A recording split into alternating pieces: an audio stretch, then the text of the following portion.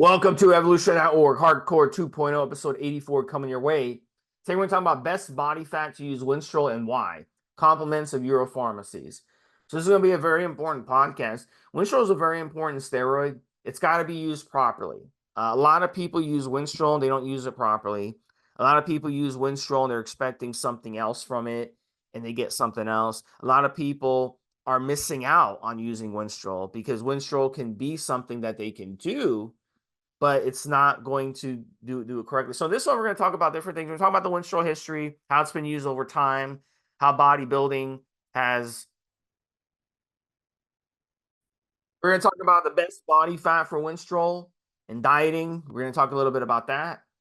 Very, very important aspect of it. We're going to talk about different options for using Euro-Pharma Winstrol. We're going to talk about the different ones that they have. We're going to talk about ways to stack and cycle Winstrol, and we're going to talk about side effects and how to help with them.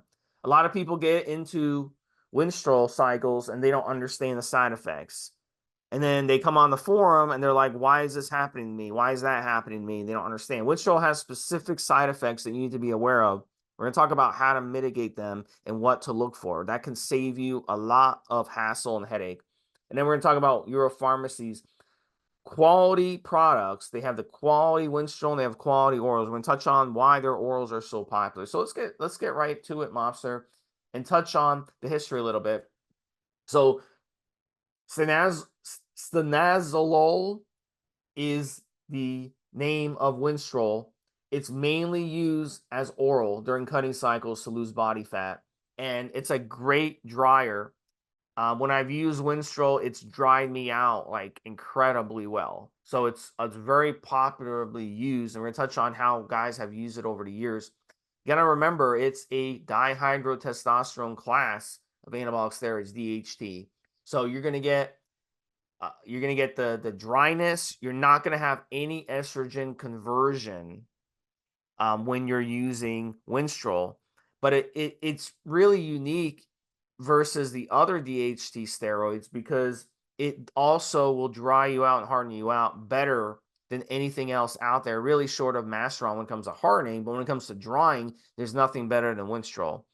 So you've got to keep that in mind when you're using Winstrol. So there's the good and there's the bad that comes with it. Another aspect that it does really well, because DHTs, if you listen to our prior podcast, you would know that DHT class of steroids are the best when it comes to binding to sex hormone binding globulin, SHBG. So more than any other steroid out there.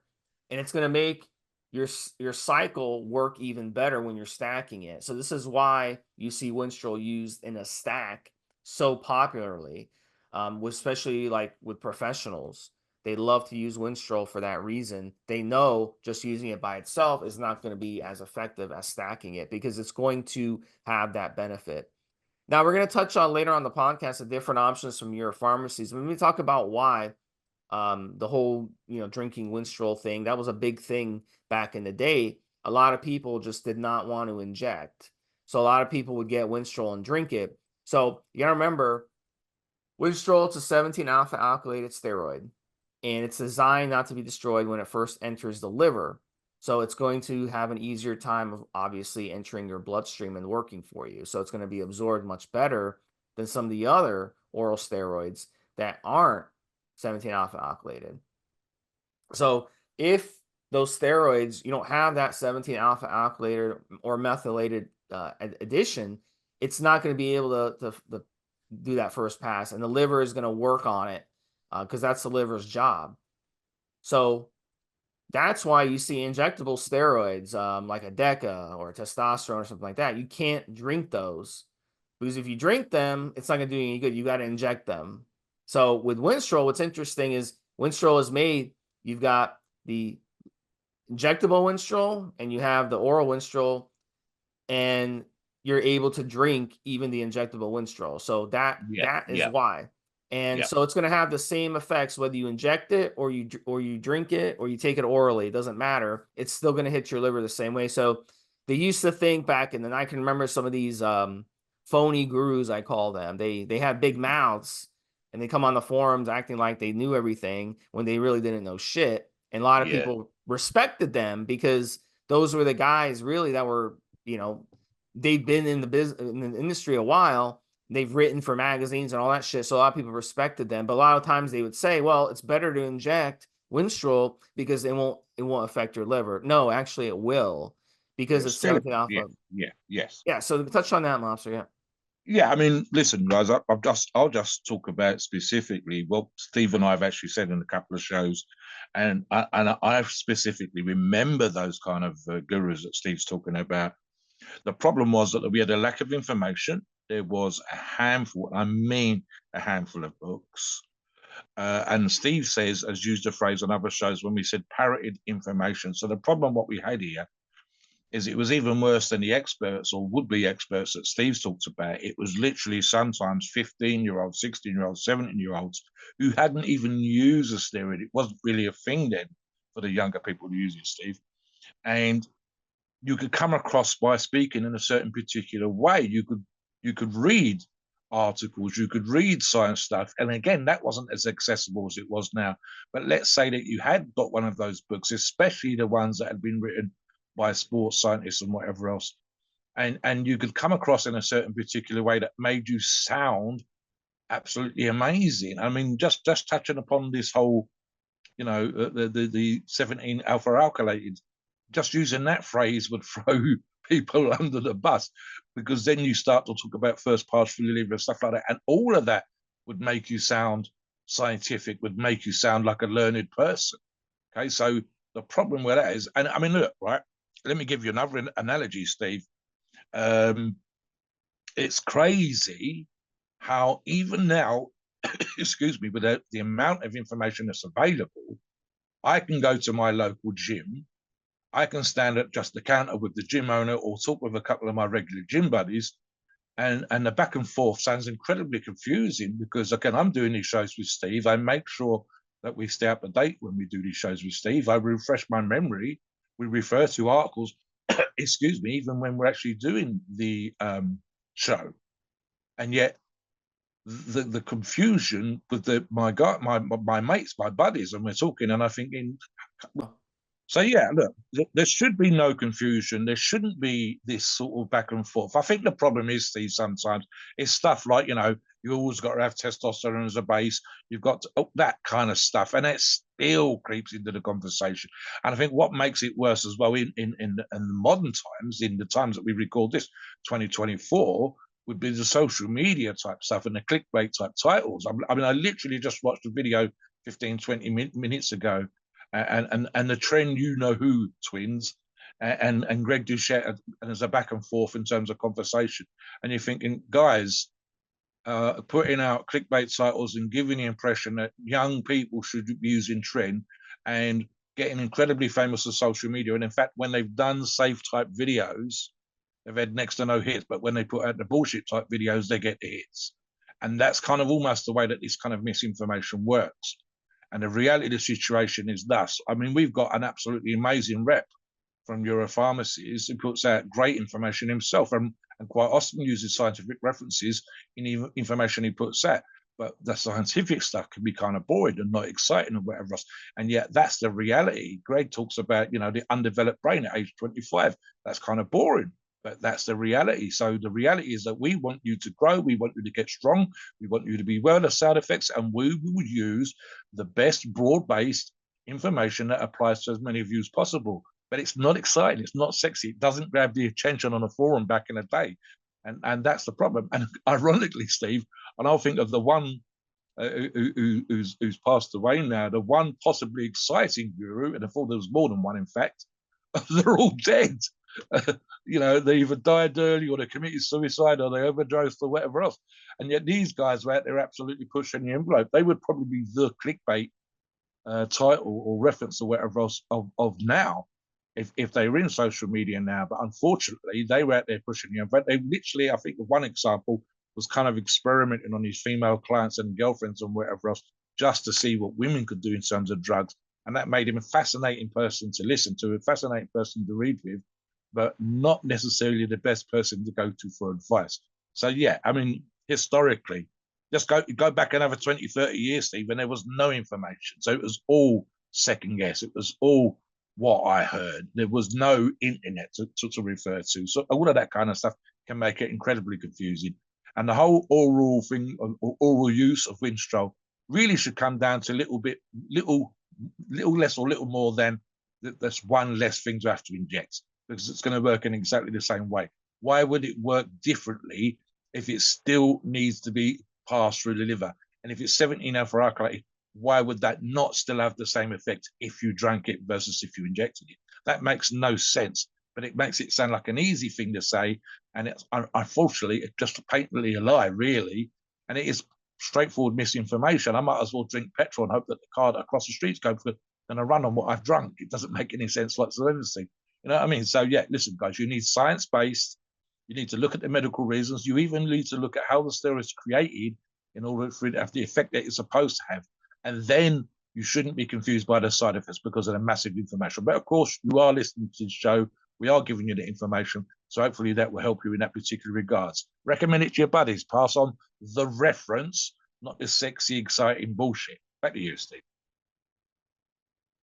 So, over time, we've seen, steroid users using Winstrol a certain way. And I'll bring in Mobster a little bit because he does the history thing. So, you know, I feel like personally over the years, I feel like nowadays it's rare, Mobster, that you'll find a cycle, a big cutting cycle or a big recomp cycle where guys aren't using Winstrol, especially as a finisher going into their vacation, going into a competition, going into a contest, a model shoot, whatever they're having to do. We even have a guy on our forum who's logging, who's a porn star. We have a guy on our forum who goes to parties. He goes to gay parties all over California.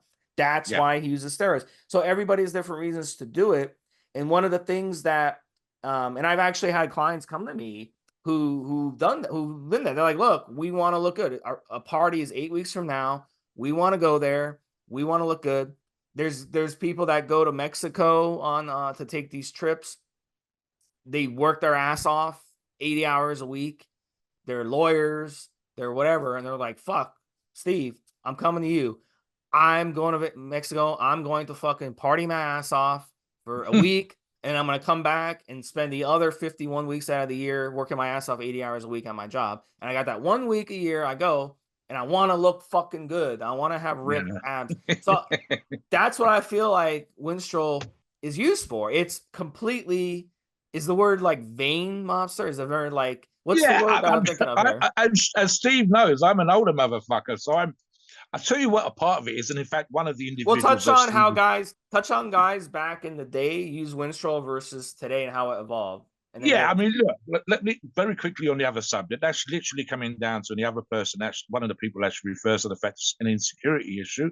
And I'm an older motherfucker, so I don't have those insecurities, and I don't really care what people think about how I look. So I've got past that. But I get it. I understand, and of course, I have cared when I was their age, buying a whole new outfit and whatever else just for a Saturday night. It was ridiculous, but I've done it, so I get it. I understand it.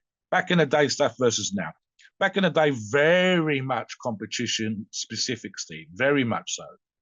Whereas, of course, I mean, this is a thing that some people fail to understand. And when we talk, we know the numbers. If you talk about percentage of population, there's probably, arguably in America alone, just let's say America's 400 million, because it's getting up to that kind of number if it isn't there already. That means there's about 40 million people in America that regularly work out, according to census and surveys and whatever else. And of that 40 million, roughly 4 million, which is a huge number, especially if you're producing PEDs, are going to be using sports supplements, hardcore sports supplements, pro hormones, SARMs, and or steroids. That is a massive, massive, massive amount, right? And we absolutely know that 95% of them have no intention of competing, but it still leaves a pretty big number, 2, 3, 4, 5,000 people that regularly compete. That does mean, as I said, that still means it's another 395,000, whatever, absolutely crazy, ridiculous number, 3 million plus people that are never ever going to be on stage, never ever going to compete and wherever else. Back in the day, Steve, complete opposite. The number of, we know because we've seen these stats. We've literally seen the death cycles. We've seen the pro stats. I've got magazines that have the secret pros and all that kind of stuff. And with the exception of a professional bodybuilder that might also be getting ready for photographs being produced for adverts in magazines, the great and vast majority were pro bodybuilders and or competing athletes. They were not amateurs. It just didn't work like that. So that's definitely true in terms of the history. And of course, as we talked about on another show, it's surprisingly difficult 20 years ago and 30 years ago to get hold of Winstrol versus certain other PEDs versus now. Now we have the greatest accessibility to performance enhancing drugs that we've ever had. And we can prove that quite easily. You can literally use internet archives to search for what was available. I can refer to magazine articles from 2000 onwards, but the only way that people were getting Winstrol maybe was to cross the border into Mexico, maybe have a buddy send some over from Europe and so on and so forth. It would be a much smaller amount than now. Probably, I'm going to say, Steve, on the order of about 10% in terms of availability and 10% in terms of use of by normal Joes getting into shape for holidays, for pool parties, for modeling gigs, and so on and so forth. So, yeah, the difference now is everybody would arguably be using it. And we can see that statistically with the number of steroids that are sold and where Winstrol appears on that list. And going back in the day, literally that they couldn't get it even if they was aware that it existed.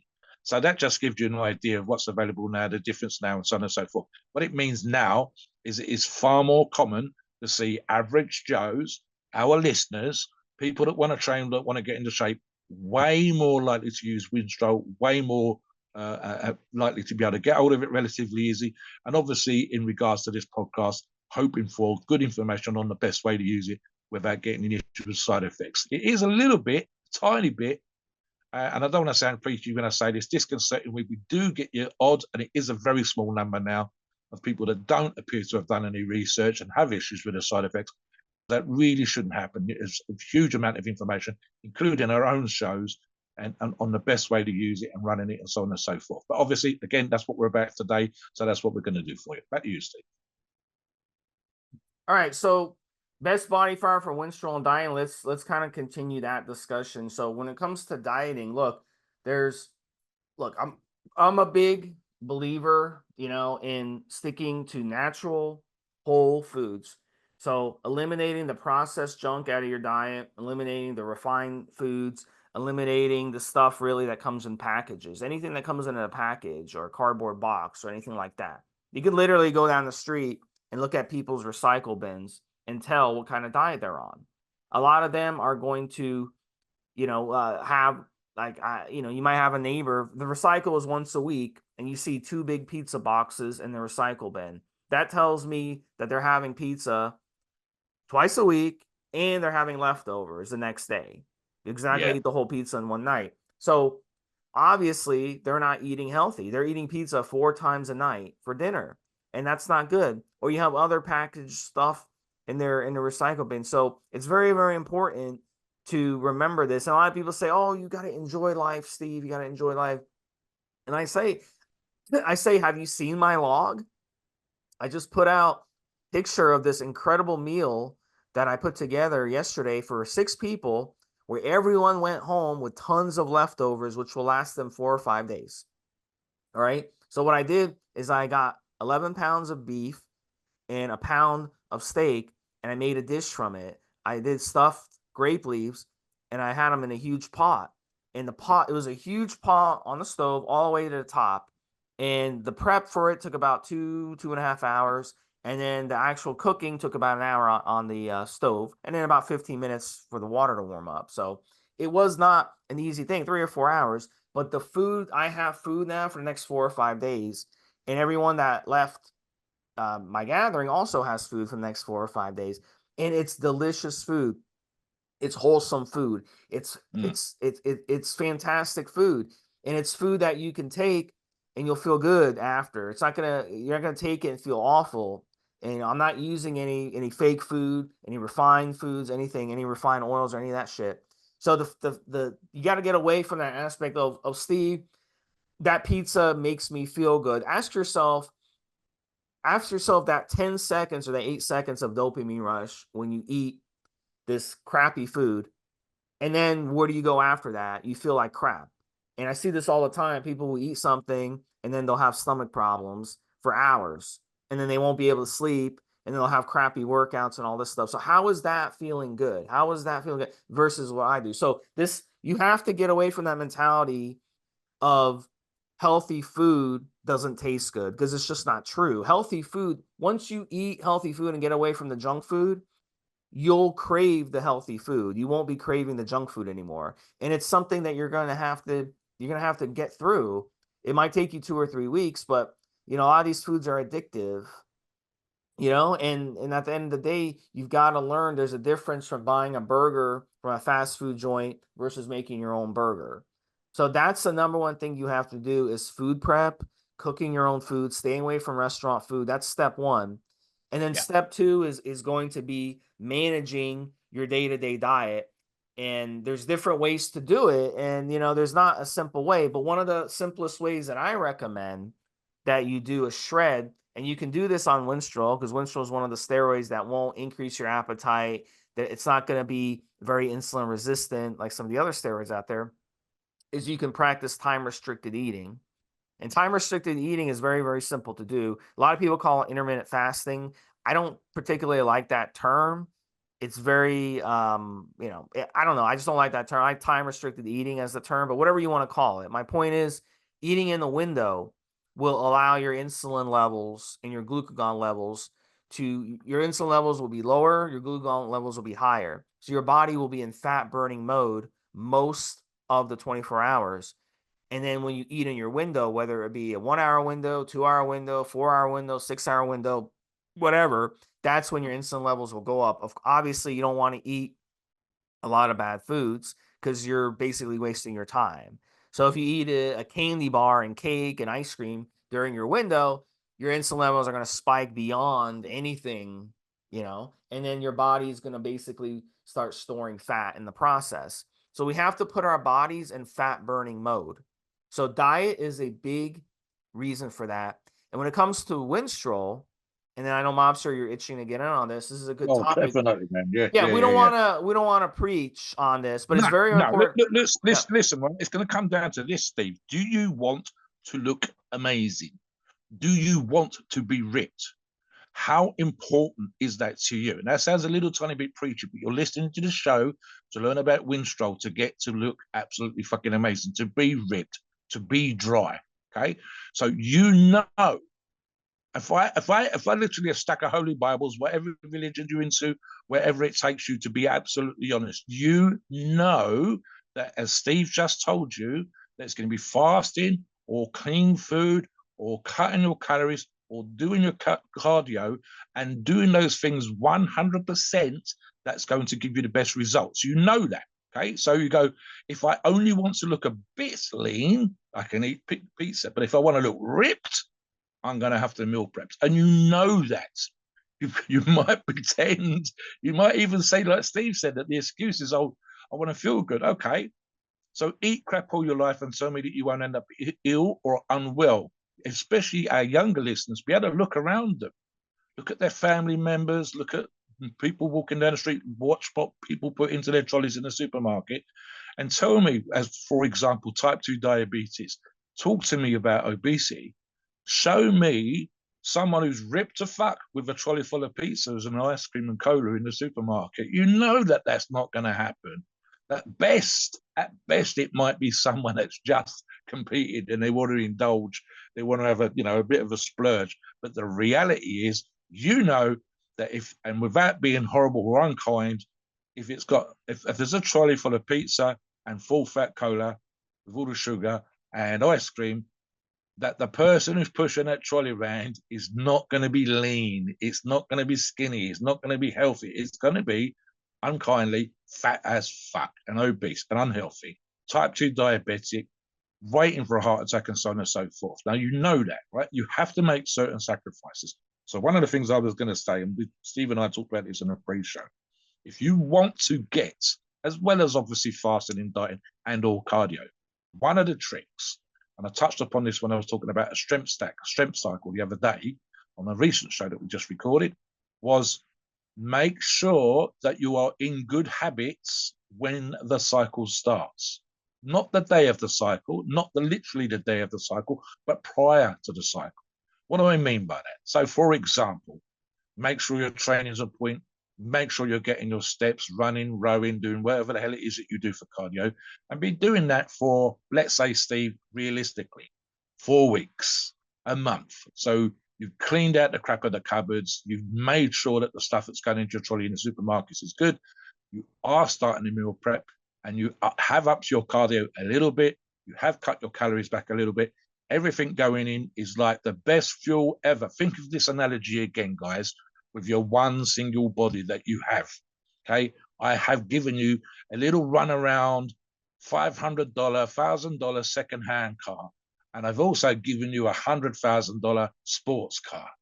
You know you can put the cheap ass bog standard gas into the $500, $1,000 car just to get around town, just to go to the shops. But you know that you're going to have to use the high octane, good quality oils, make sure the car's ticking over properly to go out and drive that sports car. And you are about to turn yourself into a sports car. You will be the best looking, best ripped, driest motherfucker at that party. You will be the same thing again for a any other gig that you've got going, for a photo shoot or on stage or whatever else. And you will not be doing that with pizza and ice cream. You absolutely won't. So training on point, getting tighter and tighter and tighter on your training for the month before you start the cycle, and especially the cardio and the diet and anything else that you're doing to get into shape so that you are already in good habits. Because it can be quite difficult as a trick to literally do the change overnight kind of style of things the day that the cycle starts. And again, what happens here, Steve, as Steve knows, is you will get better results. You will find it easier to do the cardio because you've been doing it while you're easier to fast because you've already practiced it, easier to eat clean because you've already been practicing it, and definitely easier to train because you've already been practicing. And then you bring in the PEDs, and you will just absolutely have a $50 bet with a buddy. You will beat that buddy because you've already done these things in advance, in preparation, kind of like revision for school, college, university, whatever, Steve. You have practiced, you got it right, and then on the day one of the cycle to the last day of the cycle, it's going to be on point. I guarantee you that you will get better results. You could almost take it to the bank, Steve, and bet on it. Back to you. Yeah, and one last tip: read nutrition books. There's a huge dichotomy out there. I don't even know if that's a correct term, but there's a huge difference between what you see on YouTube. A lot of you get into the algorithm of social media, whether it be Facebook, YouTube, Instagram, Twitter, Yeah, whatever, all this crap, and it's all noise. You got to remember, when it comes to nutrition, we know what works and we know what doesn't. They've been studying this stuff for 30 or 40 years, especially in Europe. They have some really good studies. So you can yep, actually get books and recommend. I'll recommend one book right now. Jason Fung. You can look him up. His books, he actually posts European studies in his books as references. What's the difference between that and listening to some YouTuber who buys followers on Instagram or YouTube who doesn't know shit and is just pulling shit out of their ass, or some bodybuilder who just is blessed with great genetics and they can go eat McDonald's and pizza and all this junk food and get away with it and still look good because they're blessed with great genetics? We want to get the information that's real. There's a huge difference. I use this analogy really quick because a lot of you out there, I know a lot of you out there like fishing. I like fishing too. And one of the things, I watched a fishing video, right, on YouTube. So then on YouTube, I start getting a bunch of fishing videos, and all the fishing yeah, videos I get, like, every time I go on YouTube, it gives me fishing videos, the first thing to pop up because I've been watching fishing videos. So the algorithm starts spitting me all these clickbait fishing videos, and there's always this thing now. Now there's a new thing where you go fishing, you try to piss someone off, whether you try to fish on their land or you try to fish next to their boat or you try to annoy them, so you get a reaction, and then you can start insulting them and call them Karens or Kens or whatever. That's a new thing now. So it's the same thing. They're doing those videos for clicks. They're not doing those videos so that you can learn how to properly fish. There's a way to properly fish, where you're doing conservation. You're catching and releasing the fish properly. You're keeping only what you're going to eat. Fishing properly. Are there any videos on YouTube that do that? The ones that do that probably have very, very little clicks because it's not fun and it's not bombshell and all this stuff. Now the new thing is let's piss people off. Let's have the cops come out. Let's get kicked off from fishing. Let's, you know what I'm saying? Let's break the law. Let's do this so that we can get clicks. And the same thing in nutrition. It's all about clicks and it's all noise. So you Yeah, have to yeah, separate that. Once you do that, once you learn to do that, it'll open up a whole new world for you where you're like, wow, this is a lot easier than I thought, you know? So once you do that, you want to make sure. So when it comes to Winstrol, look, best body fat from Winstrol. Let's sum it up yep, this yep, way. yep, yeah. Specifically, yeah, Body fat and muscle are two different things. Okay. So when you go to the grocery store and you're shopping, you get like a piece of steak, right? You see that steak and or some beef, which is like 80%, 80-20 beef. 20% of that beef is fat. You can really look and see the fat in that beef, or in a steak, you can see the fat off the steak, right? And it's in you see that the one is muscle, one is fat. They're two different things. You can't take muscle and turn it into fat or vice versa. So if you're using Winstrol and you want abs, you want to be able to go to that party, or you want to go on stage and compete or whatever, or you want to just look good for the beach, you can't, you can't see those abs if they're covered up by body fat. So really this is the golden rule. 15% or less, you could yes, start seeing abs. Maybe you'll start once you get down to 13%, maybe a 2-pack, 12%. And then once you get down to 11, 10%, you start getting into a 4-pack. Then when you get down into the single digits, 9 or 8%, you start seeing the 6-pack. Whatever. Everybody's a little differently, but that's generally the way it works. And then maybe if you're blessed, you can get down to like 5 or 4% body fat, which I was in my late 20s, by the way. That's when I was like doing a shit ton of cardio and I was doing like, crazy workouts.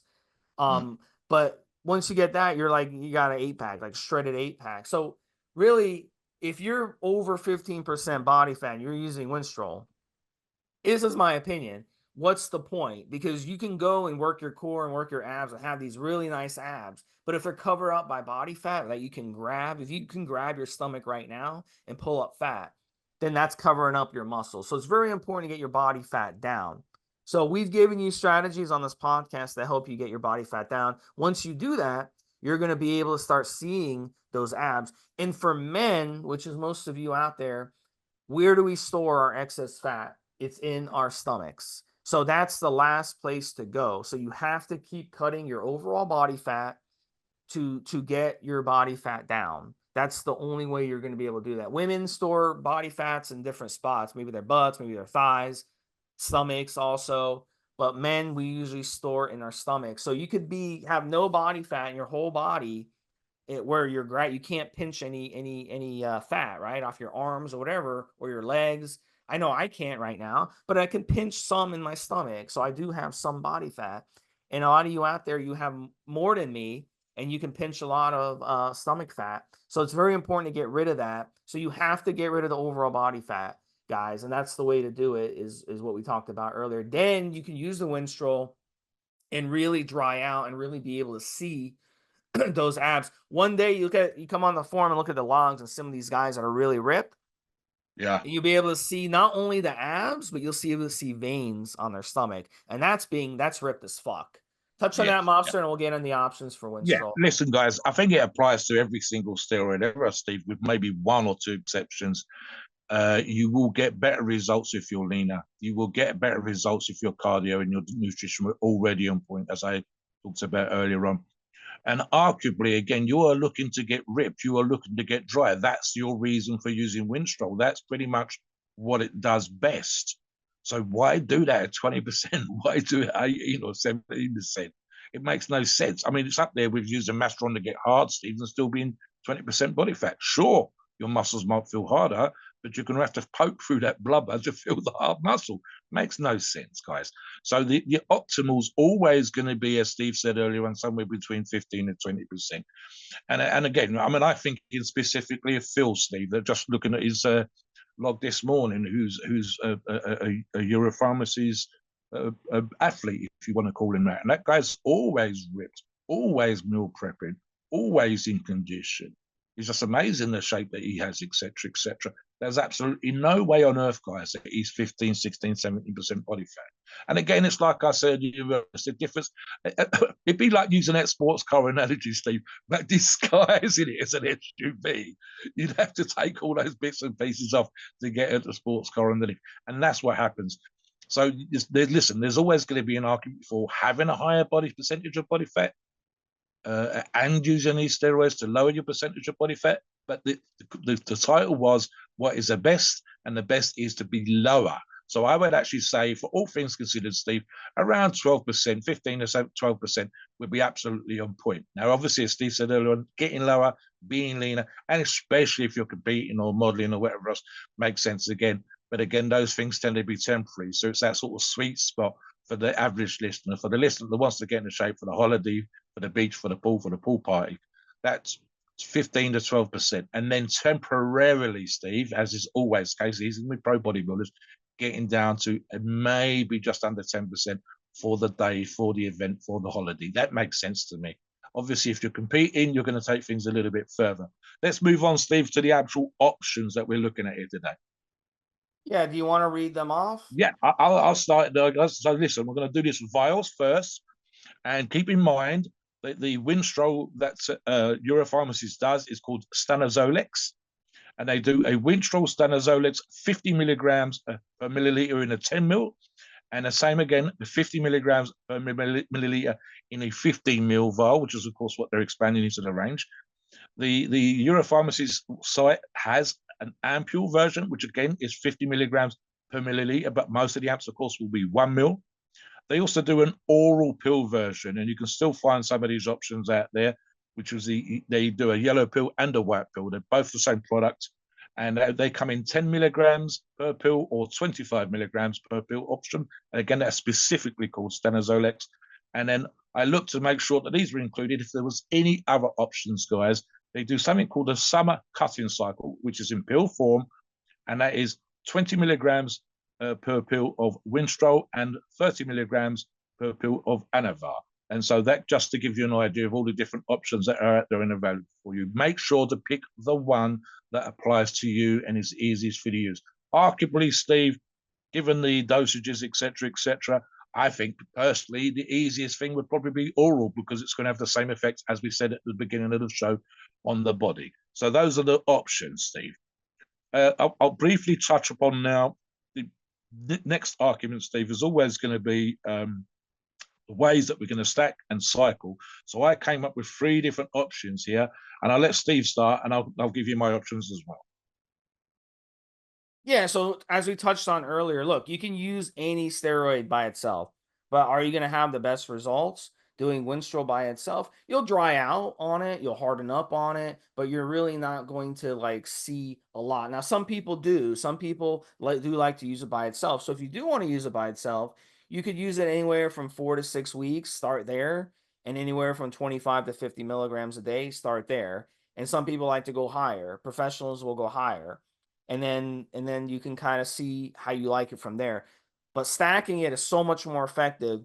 And I'll let you touch on a couple good stacks, Mobster, start, because we kind of overlapped on the pre-show. We both wanted to kind of discuss Trent and Winstrol together, but I'll let you have first dibs at that. Yes, I mean I've got sort of a mild, then a medium, then a hardcore kind of version. So I came up, Steve, with the following, and in fact, bearing in mind that there's an actual product that's very similar to this, it kind of makes sense as well. So I've saw an injectable version of Winstrol running around 300 milligrams, and in fact, arguably you could go with a little bit less, but I say 300 milligrams a week, Steve, and I've got that paired with Anavar at 50 milligrams a day. Now, again, guys, soft, if you want to, you could go a little bit less. And again, of course, they got the oral version. You could go, for example, with 30 milligrams a day of the Anavar. But let's just keep it nice and simple in that particular regard. So that's my mild option, Steve. I'll jump in with the next one and then bring Steve in for a couple as well. So I've got this as a bit more hardcore, and it's specifically more hardcore because you're using the proper version, the propionate version. So testosterone propionate, Steve, 300 to 500 milligrams a week, with Winstrol kept in around the 300 milligrams per week. I'll let you jump in now for a couple of options as well. Yeah, and I've used Tren and Winstrol before, and let me tell you something, the side effects were absolutely brutal. So definitely you want to be an advanced lifter for that. So when I ran Tren and Winstrol together, I had the Tren at around 350 milligrams, which is pretty standard average dose, and I had the Winstrol at 50 milligrams, and I was getting like daily headaches. And this is someone who, I never got headaches. So the fact that I was getting headaches when I never got headaches, that's a big problem. So I had to reduce the dose of the Winstrol down to 25 milligrams. And let me tell you something though, the cycle was phenomenal. I mean, phenomenal for recomp. And but listen, when we're gonna talk about side effects in a second, but you got to remember with Winstrol, when you stack it with something else, any steroid, but when you start stacking them, you're going to increase the side effects. So you may want to consider with Winstrol, if you're going to stack it, go on the lower end of the dosing. And if you're going to, stack it with something mild, you can go more higher. But, it just depends. Um, uh, some of the obvious cycles, how about testosterone and equipoise with Winstrol? So in that situation, you can have a nice a mild, lean bulk, and then just do it like a nice lean bulk, and then toward the end of the cycle, throw in the Winstrol the last 4 or 6 weeks, and then you get a nice cut going into whatever you're doing, whether it be a vacation, wanting to impress people. I don't know. You're starting a date again, anything. Want to go to a party, whatever you want to do. Okay. That would be the way to do it. We see with professionals, they'll run a bunch of steroids and then they won't run the Winstrol till the end. The wait lasts 4 to 6 weeks. So you can use that strategy in a 10 or 12 week cycle as well, whether it be using Primo, Equipoise, testosterone, any of those. So in that example, I'll Yeah. give you an example. Equipoise, you can go 400 milligrams. You can go testosterone 300 milligrams, right? And then do a little bit of an AI with it. And then toward the end of the cycle, drop your testosterone dose to 100, keep the equipoise where it's at, and then add in the Winstrol, 25 to 50 milligrams the last 4 to 6 weeks. And then you get a nice cutting and recomp effect going into the final part of the cycle. Mobster? Yeah, Steve, I'm thinking of a couple of thoughts here. One would be the EQ, and I'll touch upon the side effects again in a minute. But I agree with Steve. And I've actually talked about competition stacks before, and I spent, again, 16, sometimes even longer for a competing athlete, someone who's going to go up on stage as an open class bodybuilder. Just being an example. Do we see the longer stacks? Yes. What we sometimes see with amateurs and people on the forum, Steve, is they're talking about 20 weeks, and it's more or less the same stack throughout the 20 weeks. Whereas in reality, your competitor tends to manipulate the variables and has a it's not one single stack for the whole 20 weeks. It's not one single stack from start to finish for getting on stage. So, like Steve said, and again, think about this as well, Steve, is as a competing bodybuilder, or even the people that we're talking about with the pool parties in the beach, etc. As you get leaner, you're going to get more side effects than you would at the beginning, especially when it comes to Winstrol, because literally you are drying out. Okay, so that is issue number one. So how you feel on the stack at the beginning is not going to how you're going to feel at the end. With a competing bodybuilder, it's going to be bulking and strength and maintain the muscle tissue to begin with, and then they start manipulating the cardio and the variables, etc., and get leaner and leaner and leaner. And then, as we said, and we've seen competition stacks introducing Winstrol and EQ in at the end. Of course, EQ, and I'll touch upon the side effects now as well, Steve. EQ is terrible for the hairline. In Winstrol specifically, was the subject of this podcast, is going to have problems with what we call dry joints. Now, I get Steve to briefly describe just how his joints have felt on EQ when they've been super dry. But look, it's quite simple, as I said already. So you're dropping body fat, you're getting leaner, you are literally, arguably, Steve, losing water from, and it's not a diuretic, but that it has a sort of that kind of effect on the body. And of course, part of that is your cardio and your diet and the EQ itself. But what we tend to see, and this is, I'll specifically focus on the side effects that most people talk about, and that is the dry joints. So there's a fluid, an oil, a lubrication called synovial fluid, which is essentially an oil that sits around your joints, your shoulder, your knees, your elbows, to a lesser degree, your wrist, your ankles, and so on and so forth. And as you get leaner and leaner and leaner, they start to dry out. So it's pulling moisture from the joint. It's pulling moisture from under your skin, which is why you're looking amazing, but it's also pulling it from the joint. And that can be quite painful. Literally can feel like bone on bone. I'll let Steve jump in just for a second, and then we're going to talk about managing those effects. But talk about how that's felt for you, Steve, when you've had it back in the day. Yeah, and so one of the things that's interesting as we get into the side effect thing is even those of you who aren't prone to joint problems, when you run Winstrol, you'll notice the joints are acting really funny. And the way I describe it is that when you're, let's say you're doing, an exercise where you're using your elbows, whether it be pull-ups, curls, yeah, rows, anything, even bench press, whether you're pushing or pulling, you'll feel like a rubber band is on your elbow. And so when you move that elbow, you feel that rubber band really creaking. So it's important to realize that when you use Winstrol, you'll know exactly what I'm talking about when you get on Winstrol. So you may want to look into using a joint support formula and also getting in a lot of good fats when you're using Winstrol. So good fats, the bone broth, the avocado, the good quality. You make sure you're using good quality oils when you're cooking. Yeah. These refined oils that people are using to cook have the opposite effect. They actually will hurt your joints. A lot of these processed foods I talked about earlier, ironically, will actually dry your joints. Also, lots of yoga, lots of stretching, lots of mobility work, lots of warming up, dynamic Yes. stretching before, and then do regular stretching after. Because here's the thing, a lot of people don't realize this. Like when you go to a yoga class, and you're stretching and you're doing these poses like look up eagle pose if you haven't heard of eagle pose before. Eagle pose will help your elbows and your shoulders, and it'll help bring in the lubrication back in to these elbows. So it's very, very mandatory when you're weight training in general. You don't have to be using steroids, but especially if you're weight training and using steroids and using Yes. something like Winstrol to be Yes. doing your yoga. And look, you can go to a few classes of yoga, learn it. You can go online and watch a YouTube video on yoga from a good studio that's not trying to clickbait you, as we talked about earlier. And then you can use that at home. Like during the pandemic, that's what I would do. The yoga studios would put out videos of classes where there wasn't anyone there except a teacher, and the teacher would teach us through the Zoom, and we would actually do the yoga in front of the TV, and it was fantastic because you could do it from home. And of course, it's always nice to be in a class setting because the peer pressure, but these are things you have to do, maintenance on your body. It's funny, Mobster, when I go to a sporting event and you get there really early. Let's say the game's at 1 o'clock. You get there at 10 o'clock, right when the gates open. You want to get there early so you can park. You don't have to deal with the idiots and the drunk morons, right? So you get there early and you go in there and you sit down and you watch. What are they doing? From 10, they're there even before 10. They're there from like 9 o'clock. They're warming up. They're doing their dynamic stretching. They're moving the quarterbacks, they're moving their shoulders, getting them nice and loose. It's the same thing in any sport. Could go to baseball, can go to hockey, anything. You think they just show up right at 1 o'clock and play the game? No, they have to do all that. But weight training, for some reason in our mind, we have this egotistical thing in bodybuilding, this masculinity thing, right? Where we've been like kind of red pilled, okay? Where we think, oh, just show up for at the gym, do my workout and go home.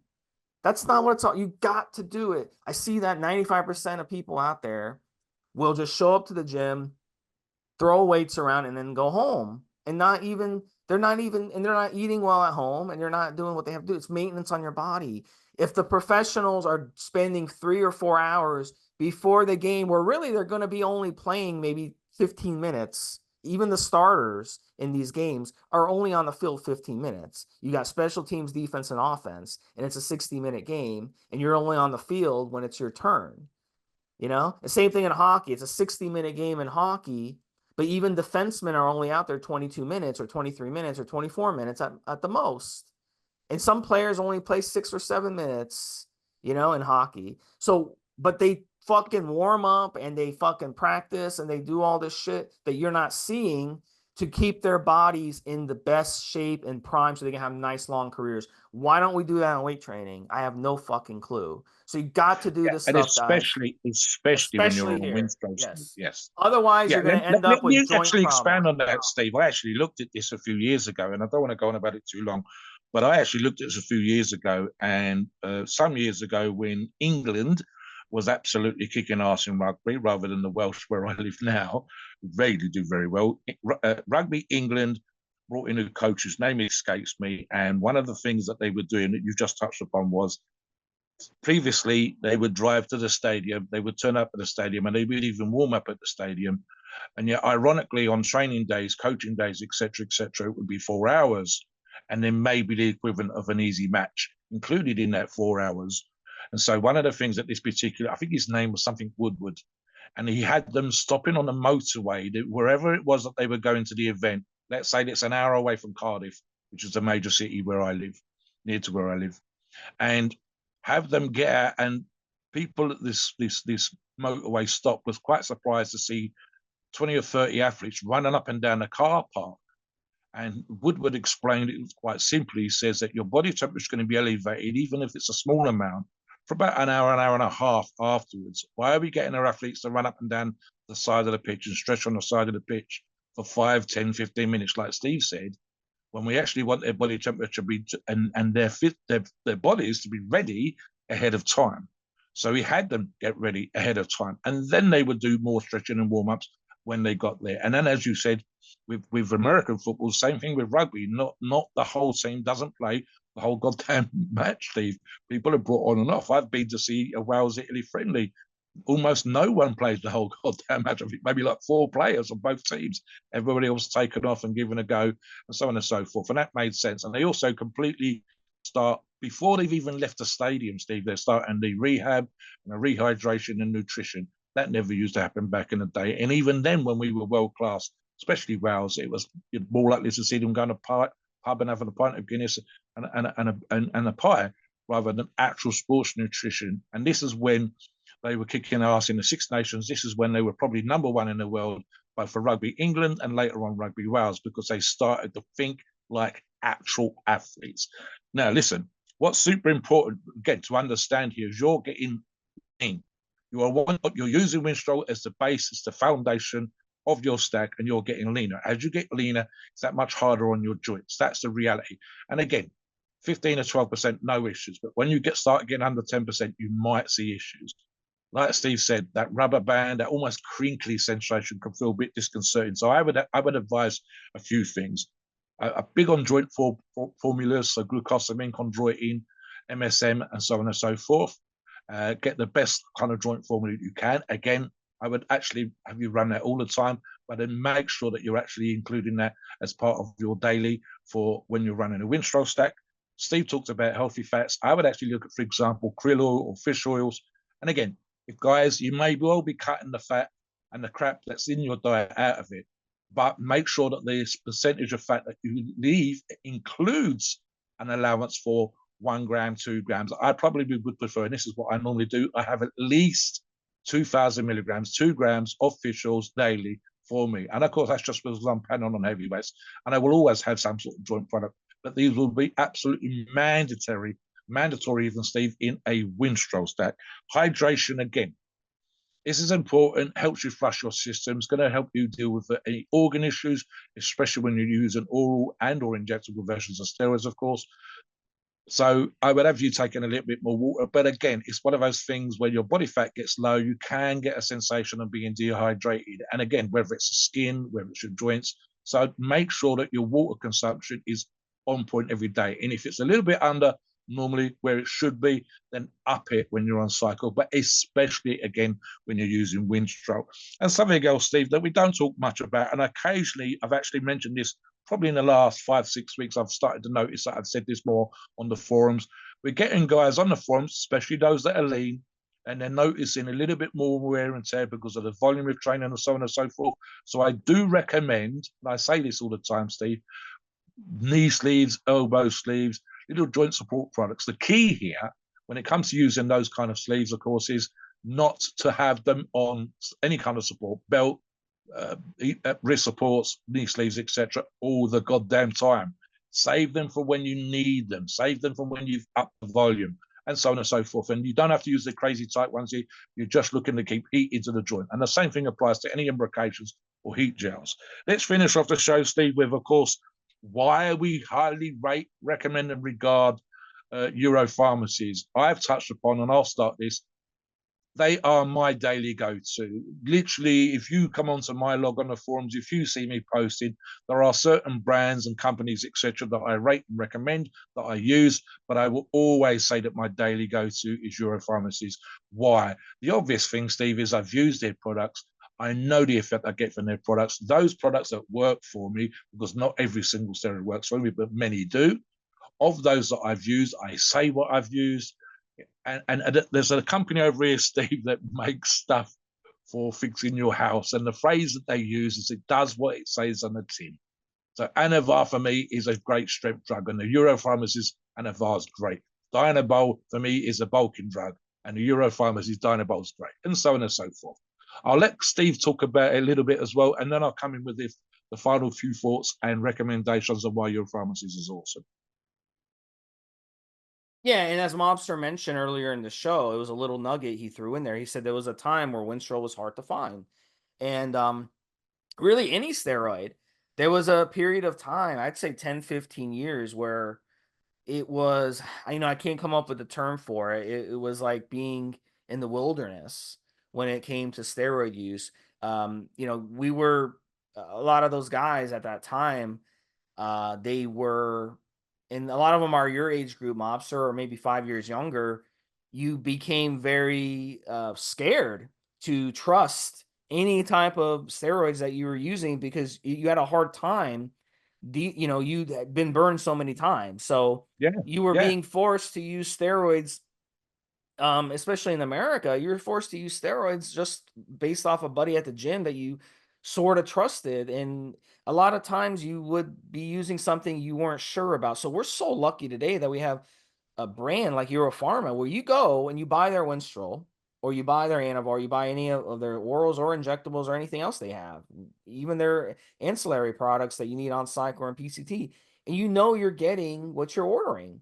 And that's good because there's no worse feeling than spending all this money on the cycle, on the supplements, on the food, on the training, spending all this time on it, and halfway through a cycle realizing, you know what I'm using is not what I ordered, and what I'm using is not dosed correctly. It's underdosed. That hurts, and I've been through it myself a couple times. And I've had a brand. I ordered a brand one time, and they never sent me my product. I think it was like $500 or $600, Mobster. you've And seen worse, Steve. yeah, Just last week we had a person on a forum that was at $3,000 for using a source that we hadn't recommended, and they'd had a couple of orders come through, and then lo and behold, they put a big order in and nothing, and I mean zero arrived. I can think of Muscle Media 2000, and I said to them a couple of shows recently where part of the problem, Steve, was they had to go to half a dozen pharmacies in Mexico. The prices were worse then. That would be 2090, late 90s, early 2000s, worse than they are now. So more expensive. You didn't have the products would come in weird dosages if they came in anything close to what we're used to now. And they could walk in the pharmacy, how great it was. We can go to this Mexican pharmacy, we go in and they've got prices above the counter, but we can't take it across the board. And it was like $20 a vial. And you go, not even a vial, Steve, an amp. Or if it was in a vial, it was $100 or the equivalent of $100 now. And it'd be dosages that we wouldn't drink. You'd have to use more product. So it worked out even worse for the price. And then, like Steve says, the idea that any of these things could be underdosed, the oil could be an irritant, the benzoyl alcohol ratio could be off. We don't want none of those things. Steve and I have touched upon on multiple shows when we talk about products being tested, being analyzed, in-house certification and certificates of analysis and lab tests, independent lab testing. And again, look at another analogy we've used recently, Steve, is just look, if you've got companies that sell the product directly and then they have resellers, and then you've even got one or two very large name resellers that sell 10, 15, 20 different brands, hundreds and hundreds and hundreds of products. And you go, why would that company, why would that reseller have Euro-Pharmacies on its list? Because they get almost no issues with customers, with problems with the products. I can think of one example, possibly two, in the last 4 or 5 years, where either Euro-Pharmacies or one of the resellers has had an issue, and it's been talked about by that company, by the reseller as well, within 72 hours. batch number. If you've got this batch number, if you've got this issue, please get in touch with us straight away, either for a credit or a replacement. And they've been on it like you would not believe. And it's literally 9 times out of 10, whenever that's happened, and specifically to Euro-Pharma, I believe it happened when it was another company they'd actually gone out of and got someone else to produce this product for them and found that it was wanting when they produced it in-house, as they have done for the last 20, 30 years, they've had almost no issues whatsoever. This is the kind of thing that we want. We want that when we put in drugs into our body. We want the product to be exactly what it says on the tin, as I said earlier on. We want it to be the right dose. Just this morning, Steve, and just as I finished the show off, we had certificates of analysis for a bunch of products put up by one of the actual company reps. And every single product that he listed that I had a very quick look at, Steve, was ever so slightly overdosed. Not underdosed, not negligible, not half a dose. It wasn't something else put into that product. It was exactly what it should be. And as I said, in those particular tests, it was ever so slightly overdosed. In the independent tests that we referred to on previous shows, the person that had paid out of his own pocket for these products to be tested found every single brand that he tested, I believe it was 10 in total. I think 2 were from one company and the other 8 were from different companies. Every single brand was exactly where it needed to be. In fact, a better percentage than a pharmaceutical industry requires for pharmaceutical products. It was 96, 97, 98, and so on and so percentage for every single product. Nothing was underdosed. Let us know what you think, guys. We want your comments. Have you won Winstrol? Please come onto the forums and let us know. Please note, we are not doctors and your opinions are ours. It is our view and based on our experience and views on the topic. A podcast for informational purposes and entertainment only. The freedom of speech and the First Amendment